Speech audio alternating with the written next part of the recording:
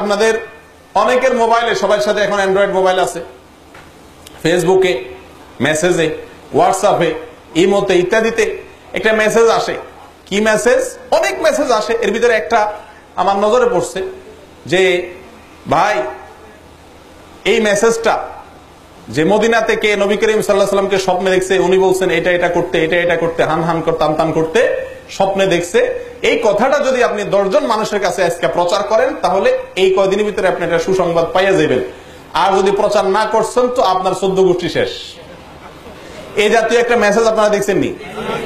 আচ্ছা, মিথ্যা, ইসলামের নামে মিথ্যা এবং ভুয়া একটা জিনিস প্রচার করছে। আমি অনেক ভালো ভালো মানুষ জানতাম, ভালো ধারণা ছিল, অনলাইনে পরিচয়, এরকম মানুষকেও দেখি এই মেসেজ পাঠায়। তো এই লোক একটি বিদআত, ইসলামের নামে একটি ভুয়া জিনিসকে প্রচারে যদি সে লিপ্ত হয়, তো ওই যে 10 জনে পাঠাচ্ছে, 10 জন কত 10 জন যাচ্ছে, এ সবার গুনাহগুলো তাদেরটা তো তাদের আছেই, আপনার আমল নামা এক্সট্রা হিসাবে জমা হচ্ছে। আল্লাহ তাআলা আমাদেরকে হেফাজত করে।